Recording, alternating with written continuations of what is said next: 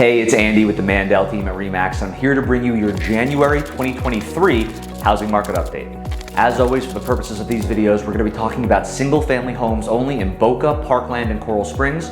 Those are the areas where our team does the predominant amount of our business. And when we're talking about Boca, we're talking about all ages, no 55 and over, no country club. Now, what I want to do is give you the leading indicator showing you what just happened to show you where the real estate market is headed, not where it's been. So I don't want to talk about closed sales price too much because that's really indicative of what happened 2, sometimes 3 months ago. If it closed in December, it most likely went under contract in November or October. So that's really indicative of what happened, 1 to 2 months ago. We're giving you what's going on right now to show you where the real estate market is headed so you can make an informed decision for yourself and your family.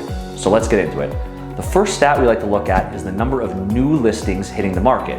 Now, on average, between the 3 cities, that's actually down 17% to be compared to from December 2022 compared to December 2021. So the media keeps saying that there's so much more inventory and there's all these new listings. The number of new listings hitting the market is way down. A lot of that is because almost everyone who had a mortgage on their property refinanced when rates were really, really low. So you really have to have motivation and an incentive to sell your home and trade up for something else if you're going to get a much higher interest rate compared to the 2.5%, 3% rate, somewhere in that range that you probably refinanced to.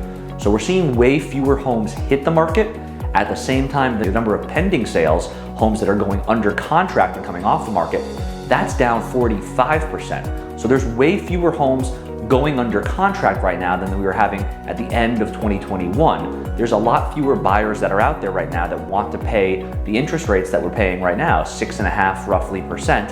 People think that that's a very high interest rate. They still have sticker shock because it's up double from what it was in January of 2022. So a lot fewer people buying houses, but fewer listings hitting the market right now. So that's keeping a lid on how far prices are going to come down because we're just not having a glut of supply hit the market like we saw the last time we had a housing crash. Prices were coming down and we were seeing a lot of inventory hitting the market at that time. We just don't have the inventory hitting the market, so that's going to some extent, stop prices from going down too much. The next stat we like to look at is the number of days on market. So as you can expect, with way fewer homes going under contract, the days it's taking to sell a home are going up significantly. So that's up 167% compared to this time last year. So it's taking on average about 30 days to sell compared to just 11 at the end of 2021. Now, the next stat we like to look at is the closed price to the original list price. And the reason we look at the original list price is because that takes into consideration price reductions and things like that we just weren't seeing 7, 8, 9 months ago.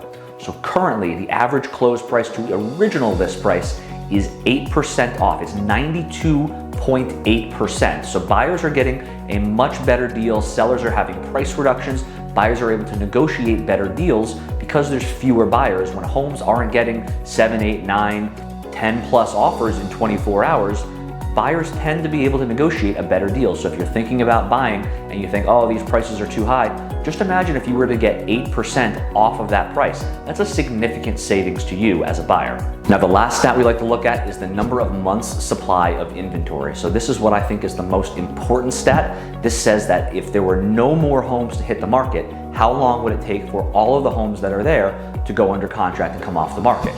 So a balanced market is roughly 6 months. Anything less than that is a seller's market. Anything more than that is a buyer's market. When we were in the height of COVID, when the market was just the absolute craziest, we were seeing less than 1 month of inventory. Right now, we have about 3.25 months of inventory, and that has continued to tick up. So that's still technically on paper a seller's market, but it feels like a buyer's market when you're out there. Sellers are taking a lot longer to sell. They're not getting multiple offers and driving the price up. Buyers are negotiating a better deal. So it really does feel like a buyer's market that's out there.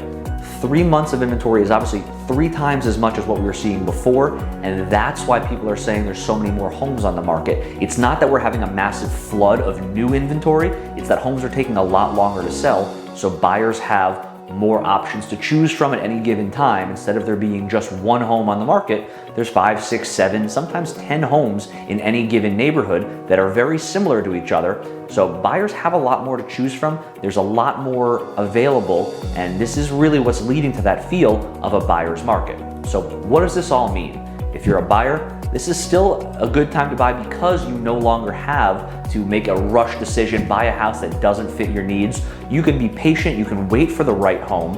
And yes, interest rates are higher now than they were a couple months ago, but a lot of lenders are offering free refinances, so no lender paid fees or anything like that if you were to refinance in the next couple of years, if and when interest rates drops. No one knows when rates are going to drop again, but it is likely that we do go into some sort of recession within the next year to 18 months. And typically, historically speaking, interest rates have gone down during a recession. So you might be able to lock in a home today, get today's interest rate, but you're getting at a much lower competition, potentially able to negotiate a better deal, and then refinance it to a lower fixed rate if and when rates do come down. So if you're gonna be a buyer, as long as you're gonna be in the home for 5+ years, you're gonna be okay. You're gonna be able to ride out any short-term fluctuations in prices, most likely. At least that's my opinion. If you're a seller, what does this mean? Well, the days of being able to just pick whatever price you wanted to list your home at and expect multiple offers, doesn't matter what your house looks like, doesn't matter the condition, those days are over. Sellers have to be pinpoint accurate right now with what their home is going to sell for and to price it realistically at where the new market is right now. Values are down roughly 8 to 10% depending on the city, depending on the neighborhood, compared to the highs that we saw in May of 2022. So you can't look at comps from last summer and say, well, that's the price that I want to get and I need to get in order to sell.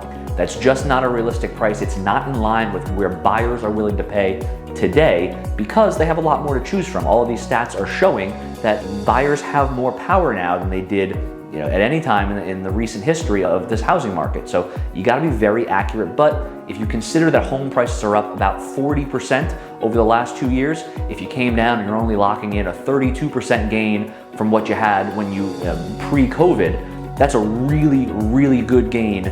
You're still making a lot of money. So sellers are still doing well, and the sellers that understand that are pricing their homes correctly, and they're still getting to wherever they need to go, whether that's upsizing, downsizing, relocating. People are getting deals on both the buy and sell side that they're happy with right now. You just have to be understanding of current market conditions and realistic that these are still good prices for sellers, and for buyers, you're still able to get a good house with less competition. So I hope that makes sense. Whether you're buying in 9 months, 9 days, 9 years, whatever it is, we'd love to be your realtor of choice. And always remember, we got your back when moving in South Florida.